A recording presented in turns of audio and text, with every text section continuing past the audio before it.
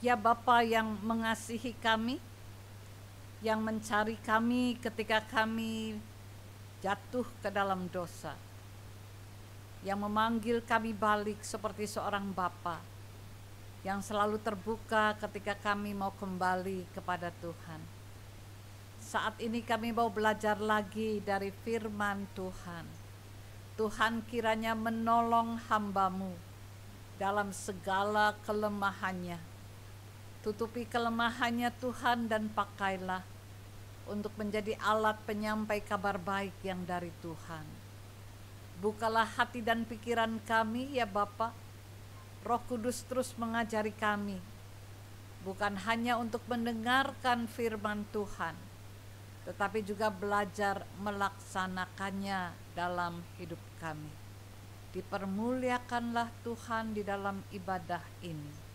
Dalam nama Tuhan Yesus kami berdoa. Amin. Hari ini kita akan membaca dari Kejadian pasal 3. Kejadian pasal 3 ayat 8 sampai 21. Ya. Kitab Kejadian pasal 3 ayat 8 sampai dengan yang ke-21.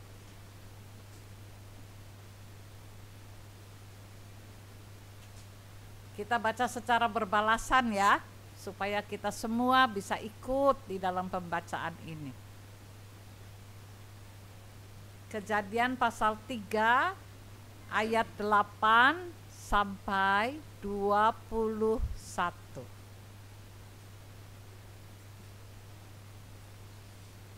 Sudah dapat semua?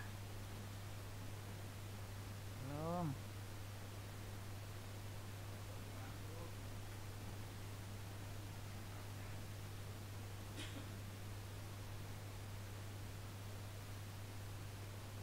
Ya, kita mulai ya. Saya yang mulai lebih dahulu. Saya ayat 8, Ibu dan Bapak ayat 9, saya ayat 10, Ibu dan Bapak ayat 11 ya. Jadi nomor genap saya, nomor ganjil adalah Bapak dan Ibu. Ketika mereka mendengar bunyi langkah Tuhan Allah yang berjalan-jalan dalam taman itu pada waktu hari sejuk, bersembunyilah manusia dan istrinya itu terhadap Tuhan Allah di antara pohon-pohonan dalam taman.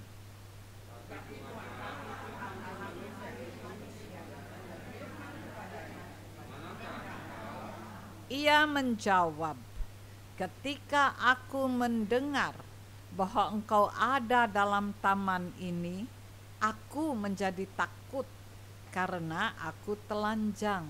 Sebab itu aku bersembunyi.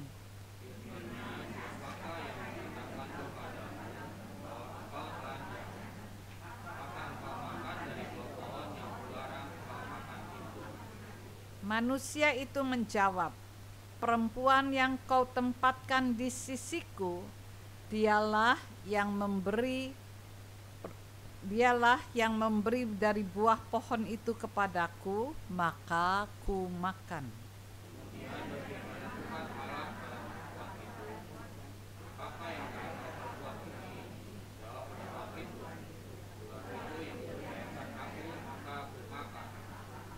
Lalu berfirmanlah Tuhan Allah kepada ular itu, karena engkau berbuat demikian, terkutuklah engkau di antara segala ternak dan di antara segala binatang hutan. Dengan perutmu lah engkau akan menjalar, dan debu tanahlah akan kau makan seumur hidupmu.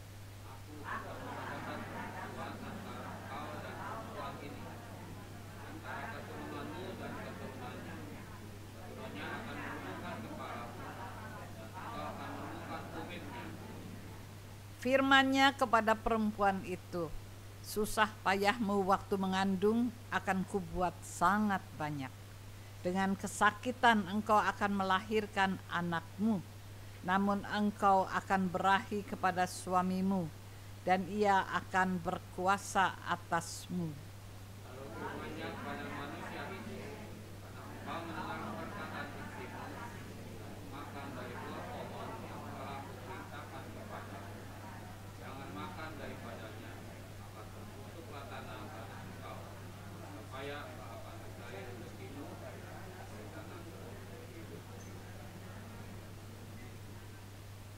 semak duri dan rumput duri yang akan dihasilkannya bagimu, dan tumbuh-tumbuhan di padang akan menjadi makananmu.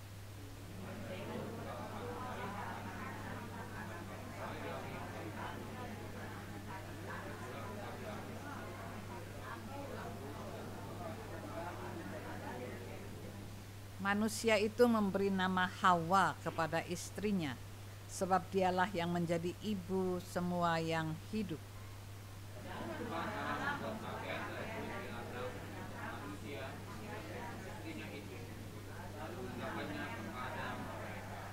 Demikianlah pembacaan firman Tuhan. Yang berbahagia adalah mereka yang mendengarkan firman Allah dan melaksanakan di dalam hidupnya. Haleluya.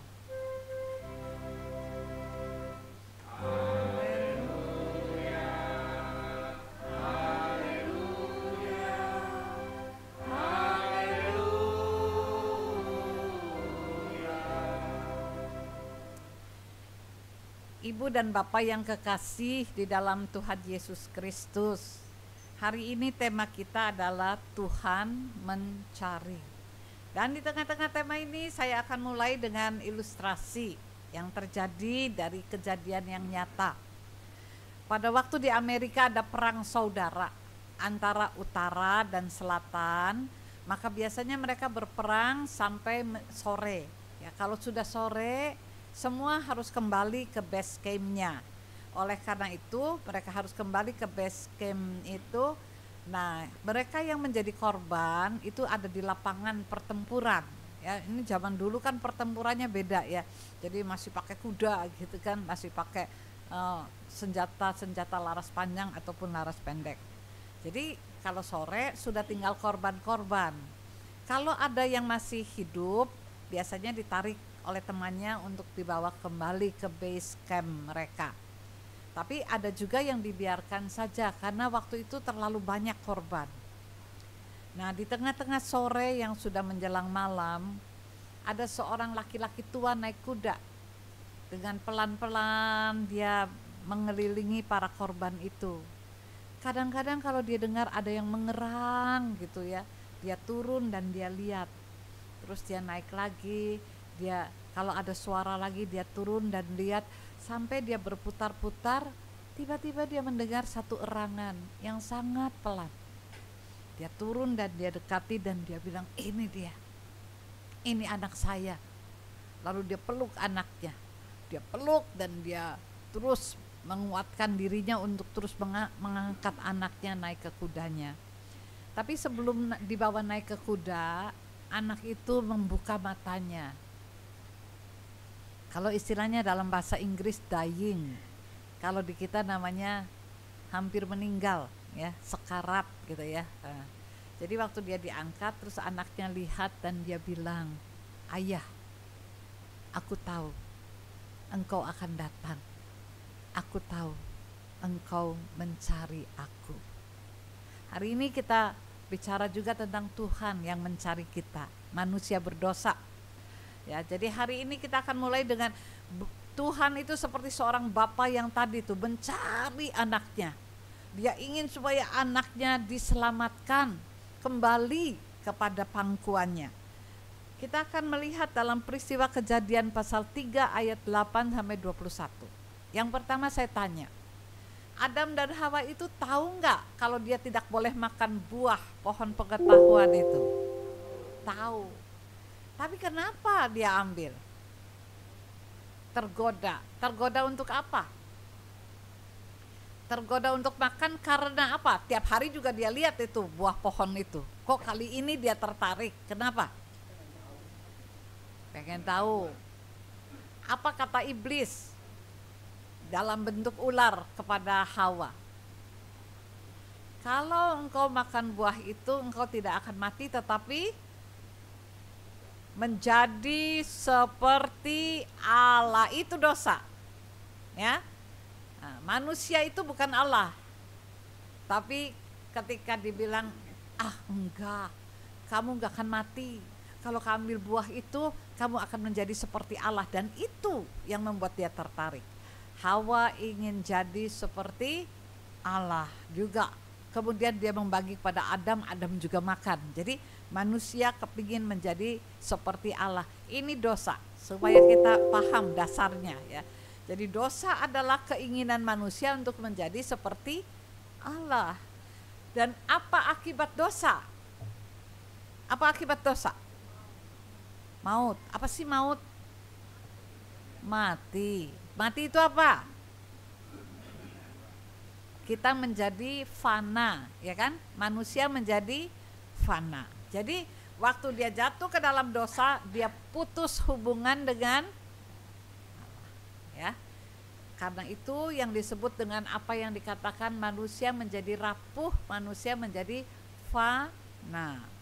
Maka kita akan melihat bagaimana ketika manusia jatuh ke dalam dosa, tiba-tiba ketika dia mendengar suara langkah Tuhan dalam taman, dia katakan aku menjadi takut ya. Orang berdosa takut ya kalau menghadapi kesucian Allah ya. Karena itu kita masuk sekarang dalam tema kita. Tema kita adalah Tuhan mencari. Sebetulnya kan kalau manusia jatuh dalam dosa mati aja udah kan. Memang begitu kok peraturannya. Kalau kamu makan dari buah pohon yang baik dan yang jahat, kata Hawa, Tuhan bilang nanti akan mati ya. Tapi apakah dia mati seketika? Tidak. Tuhan mencari dengan kalimat di mana engkau ya. Di mana engkau adalah satu pertanyaan dari Tuhan yang mengharukan ya. Ini udah anak nih kurang ajar, jahat sekali kepada bapaknya, tapi bapaknya mencari ya, mencari dan bertanya di manakah engkau. Pernah kita merasa begitu terharu sama Tuhan? Bahwa di tengah-tengah kesalahan kita ternyata Tuhan mencari kita. Tuhan mencari dan bertanya kepada kita, kamu ada di mana? Mestinya di tengah-tengah semua itu Adam dan Hawa merindukan kembali hubungan dengan Tuhan. Tapi mereka ketakutan. Waktu aku mendengar suaramu, aku menjadi takut dan aku bersembunyi ya. Maka saudara-saudara, saya dan saudara-saudara termasuk manusia yang berdosa, benar gak? Ya, kita tahu apa yang Tuhan bilang boleh dan tidak boleh. Kita tahu apa yang Tuhan ajarkan kepada kita yang benar dan yang tidak benar. Tapi kok masih dilakukan juga? Kita diharuskan oleh Tuhan perlakukan orang lain seperti diri sendiri. Wah, ini paling sulit ya, paling sulit. Karena kalau kita udah marah, kita lupa bahwa orang itu sama seperti diri kita. Dari mulut kita suka keluar kata-kata yang luar biasa. Luar biasa apanya saudara? Luar biasa pedesnya, luar biasa nyakitin. Sampai yang dimarahi itu sudah nggak tahu lagi ya, dia ada di mana ya. Kalau misalnya ya ada orang yang berbuat kesalahan, kita terus mencecer kesalahannya. Kita terus kepengen dia tahu bahwa dia itu salah. Tuhan hanya bertanya, kamu ada di mana? Ya. Dan ketika itu justru manusia yang ketakutan dan tidak mau untuk menyatakan dengan jelas bahwa kami sudah berdosa, mohon ampun. Tuhan yang tanya, kenapa makan buah itu? Itu ya, si perempuan itu yang kasih ke saya ya, dan seterusnya. Jadi kehidupan sesudah dosa itu tidak ada damai. Yang ada saling menyalahkan ya, yang ada saling menuduh, yang ada adalah saling membuat orang lain merasa bahwa dialah penyebab dari semua ini. Maka apa dosa dihukum? Dosa dihukum gak sama Tuhan? Dihukum, ya kan? Wanita akan sangat kesakitan kalau melahirkan tapi dia tetap berahi kepada suaminya. Artinya di tengah-tengah perjalanan keluarga ada yang disebut dengan kecemasan, ketakutan. Punya anak takut pada peristiwa melahirkan. Nggak ada orang yang nggak takut ya. Tetapi ketika itu semua terjadi, memang itu bagian dari katakan pengalaman rasa sakit itu. Laki-laki katanya mesti kerja keras. Dulu di Taman Eden itu tidak ada kerja keras, tapi sekarang tanah berbalik melawan manusia. Artinya apa? Kerja itu kadang-kadang udah capek sekali, hasilnya nggak banyak, ya kan? Orang susah untuk hidup sekarang, apalagi sekarang. Ya. Ada banyak hal yang menakutkan. Itu bagian dari proses ketika manusia lepas dari hubungan dengan Tuhan. Maka satu hal yang menyenangkan, di tengah-tengah hukuman itu Tuhan bilang, dari keturunanmu akan ada yang meremukkan kaki dari atau menghancurkan si iblis ini, ya, dari keturunan, bukan kaki tapi kepalanya yang menghancurkan. Jadi ini yang ingin dikatakan bahwa akan ada karya penyelamatan terhadap manusia. Nah, Bapak Ibu mestinya ini dari sekolah minggu udah tahu ya isinya ya, tentang jatuh manusia, jatuh ke dalam dosa. Akibatnya juga tahu. Tapi sekarang dunia masih berdosa enggak? Manusia masih berdosa enggak? Masih, malah makin hebat ya, makin hebat. Orang bunuh orang udah nggak takut gitu kan. Orang menjalani hidup juga banyak yang susah sekali, mencari makanan juga makin susah gitu kan. Lalu kemudian peristiwa kematian, sampai sekarang di dunia yang modern juga ketika hubungan rumah tangga juga masih sering menghasilkan penderitaan. Nah, sekarang saya mau masuk kepada respon saya dan Bapak Ibu terhadap Tuhan yang mencari.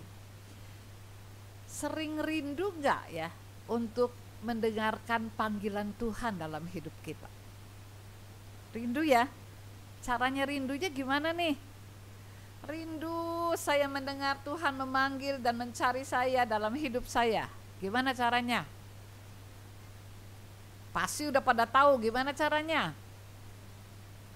Baca Alkitab, terus apa lagi? Berdoa. Ya, masih rindu berdoa enggak? Rindu apa kewajiban?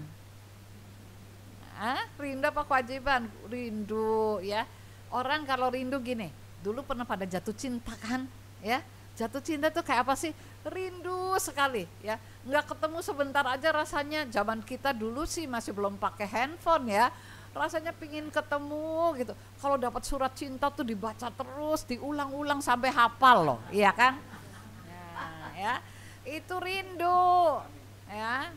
Nah, ketika menerima surat itu dan kita baca, kita ulang-ulang, kita ketemu isinya. Bener nggak baca suratnya? Aduh, katanya Evelyn sayang gitu, gitu ya. Lalu kita baca lagi, ya kan? Baca lagi isinya, ya. Kapan kita bertemu? Aku selalu mengingat engkau. Wah, rindu sekali ya. Nah, kalau sekarang rindunya apa yo? Sesudah tua. Sebelum Tuhan apa? Ditelepon sama anak. Halo, apa kabar mah? Gitu ya. Kangen banget ya sama mama. Rasanya ya. Nah, kalau sekarang kadang-kadang kalau kita telepon anaknya bilang, "Jangan telepon aja, kita lagi repot." gitu ya. Kalau telepon pagi dia kaget. Ngapain telepon pagi-pagi? Kita lagi buru-buru nih, mau kerja. Nah, kalau telepon tengah hari, jangan telepon, lagi rapat. Nah, ya, jadi susah ya. Banyak yang rindu ya untuk mendengarkan kabar baik dari anaknya ya. Karena itu saudara-saudara, hari ini kita mau tahu respon saya dan saudara kepada Tuhan ya. Karena Tuhan itu terus mencari kita. Saya mau cerita dulu satu yang mencari lagi. Ada seorang anak umur 7 tahun ya. Anak ini pada umur 7 mamahnya meninggal. Mamahnya ini satu-satunya di keluarga yang rajin ke gereja, rajin bacain Alkitab dan rajin berdoa buat anaknya ini. Tapi umur 7 tahun mamahnya meninggal. Lalu gak lama papahnya menikah lagi dan dia berontak. Anak ini kemudian lari dari rumah pada umur kira-kira 10 tahun. Waktu dia lari dari rumah, ternyata lari dari rumah sengsara dia belum tahu gimana cara hidup. Dia balik lagi umur 11. Tinggal sama papahnya pelaut. Waktu dia sama papahnya mulai dia ikut ke laut sama papahnya, lama-lama dia jadi pedagang budak. Ya, ambil dari orang Afrika, pakai kapalnya sekarang gede, dia jual. Nah, jadi pedagang budak. Sampai satu kali kapalnya itu dihajar ombak. Wah, semua pada kacau ya, kalau perahu di kapal diserang ombak itu kan semua takut. Tapi orang ini enggak, ya, pemuda ini duduk aja di kamarnya baca buku. Bukunya berjudul The Imitation of Christ, karya Thomas A. Kempis. Dia baca terus buku itu. Jadi semua pada ketakutan, dia diem aja di kamarnya. Dia kapten, dia majikan yang punya budak-budak kan. Lalu sesudah kapalnya mendarat, dia selama beberapa tahun tidak lagi menjadi pelaut, tetapi dia kerja di darat, dan pada 9 tahun kemudian menjadi seorang hamba Tuhan. Lalu dia mengarang lagu Amazing Grace. Siapa dia? John Newton, ya.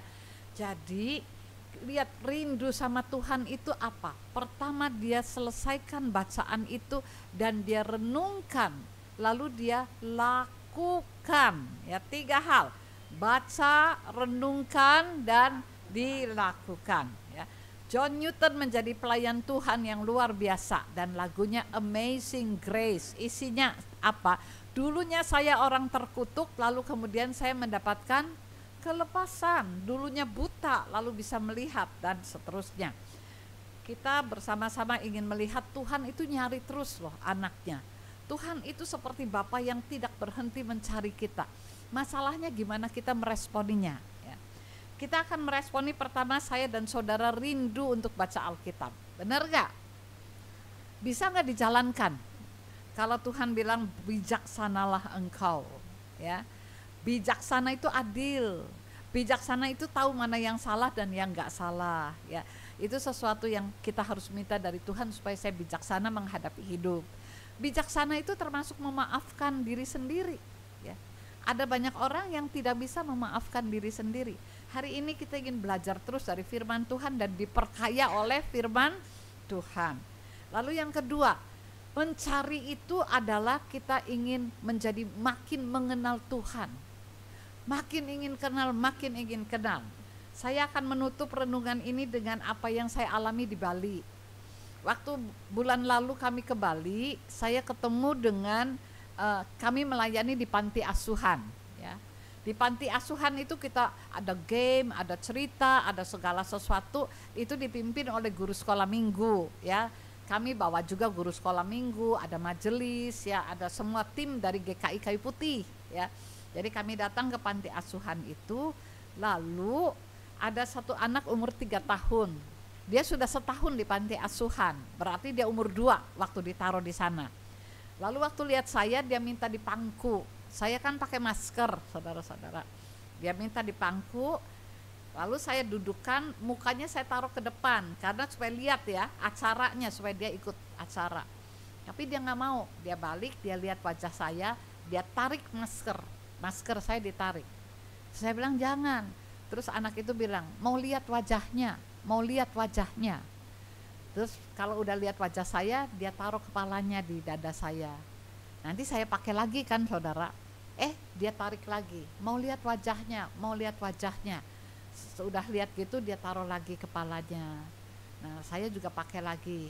Nggak lama dia lihat lagi, dia tarik lagi, mau lihat wajahnya. Tiba-tiba saya sedih sekali.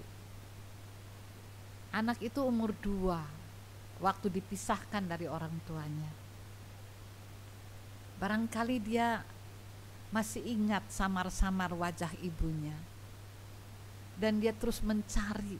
Jadi kalau ada tamu dari luar perempuan, dia pikir ibunya datang. Dan dia selalu bilang mau tahu wajahnya. Saya pikir ini sangat mengharukan. Anak itu waktu 3 jam kemudian kami mau pamit, saya takut dia akan nangis.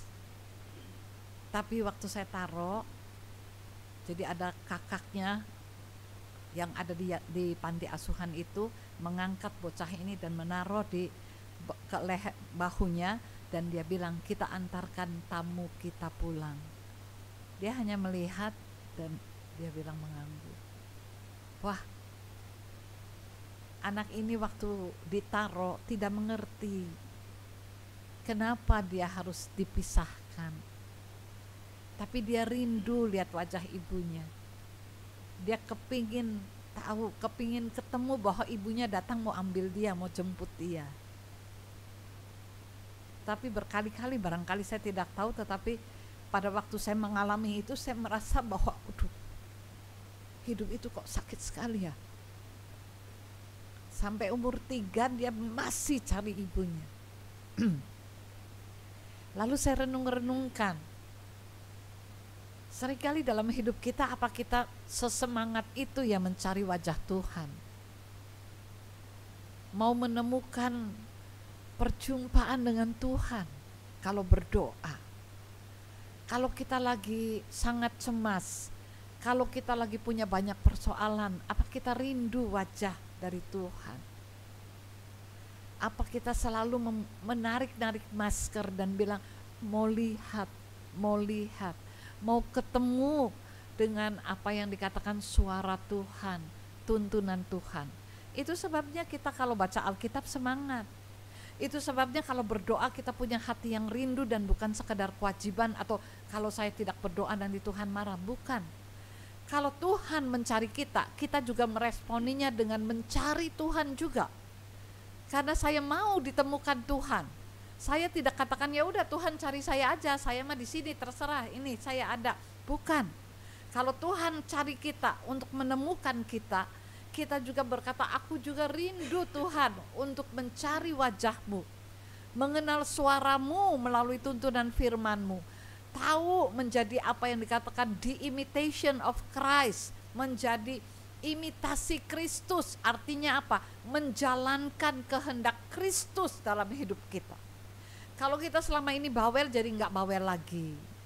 Kalau kita selama ini pilih kasih dalam keluarga, kita juga enggak. Kalau selama ini kita nuntut untuk selalu diperhatikan, sebaliknya kita memperhatikan baik keluarga, anak kita, menantu, cucu, dan apa yang menjadi sesama teman kita juga. Ada banyak kali kita mesti melihat orang lain karena Tuhan sudah menemukan kita di dalam siapa? Yesus Kristus.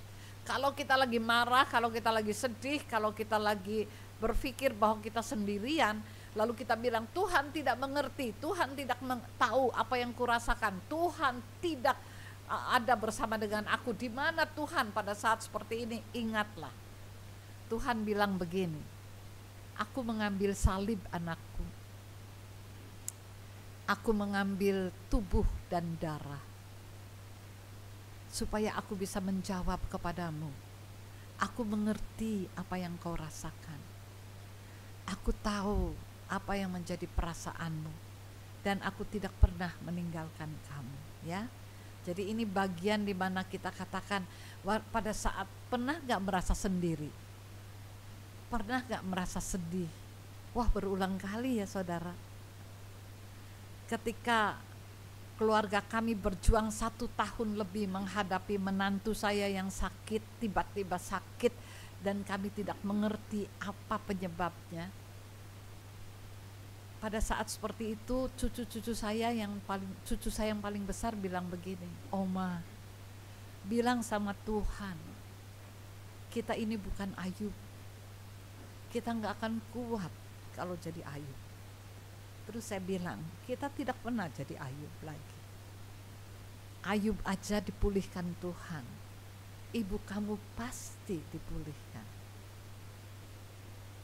Kemarin cucu saya masuk rumah sakit. Waktu mau dipasang infus dia nangis. Lalu saya pakai video call.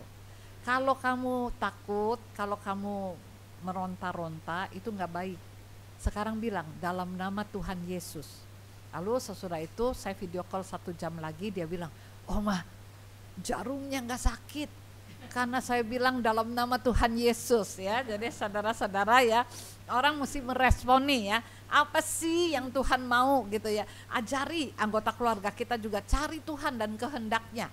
Ketika usahanya bangkrut, ketika mengalami berbagai kesulitan, cari Tuhan. Sebab Tuhan itu sedang mencari kita. Oleh karena Tuhan mencari kita, maka kita selalu berkata, Tuhan tidak pernah meninggalkan kita. Tuhan tidak pernah berkata, jalanlah sendiri dengan dosamu. Tidak, dia menjadi manusia. Dia disalibkan untuk mengganti dosa kita. Sekarang waktunya kita juga berkata, Tuhan temukan saya. Saya juga mau mencari Tuhan dan mengenal kehendaknya dan menjalankan kehendaknya. Selamat hari Minggu. Tuhan memberkati kita. Amin. Ayat hafalan diambil dari Injil Lukas pasal 19 ayat yang ke-10. Yuk kita baca bersama-sama. Lukas pasal 19 ayat ke-10. Saya baca ya, nanti kita ulang ya. Lukas 19 ayat 10. Sebab anak manusia datang untuk mencari dan menyelamatkan yang hilang. Ya, gampang ya. Sebab anak manusia datang untuk mencari dan menyelamatkan yang hilang. Ya, ulang yuk. Sebab anak manusia datang untuk mencari dan menyelamatkan yang hilang. Ya, jadi ini dihafal. Kalau kita berkata Tuhan tidak cari saya, Tuhan cari, Tuhan selamatkan. Karena itu kita juga sayang Tuhan, ya kan? Karena itu kita juga rindu dengan Tuhan. Tuhan memberkati kita. Amin. Sekarang kita masuk saat hening ya. Kita masuk saat